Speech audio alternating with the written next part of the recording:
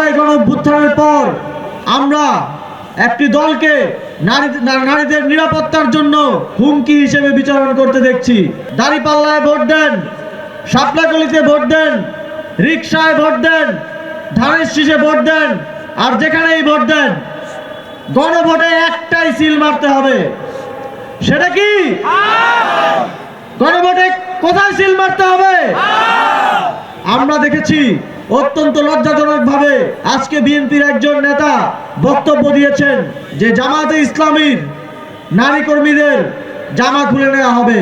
অত্যন্ত লজ্জাজনকভাবে আজ জুলাই গণঅভ্যুত্থানের পর আমরা একটি দলকে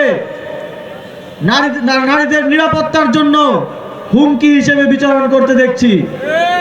তারা ঘোষণা দিয়ে বাংলাদেশের অর্ধেক জনগোষ্ঠী আমাদের মা বোনদের শ্লীলতাহানি করার ঘোষণা পাবলিকলি দিচ্ছেন। এর আগে আমরা দেখেছি মিরপুরে নির্বাচনী প্রচারণা চলাকালে জামাতে ইসলামীর নারী কর্মীদের উপরে হামলা করা হয়েছে।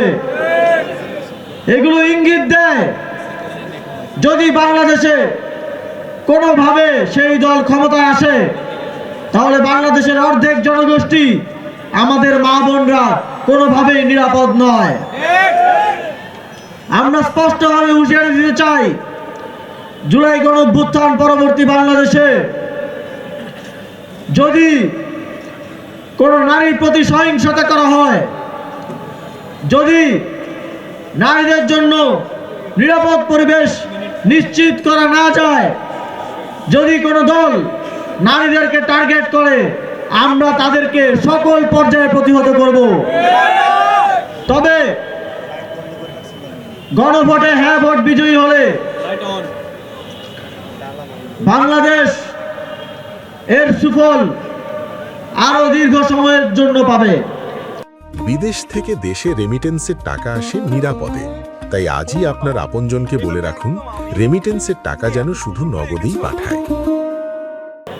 গণভোটে হ্যাঁ ভোট বিজয়ী হলে শুধু আমরা না, আমাদের সন্তানরা, পরবর্তী প্রজন্ম এর সুফল ভোগ করবে।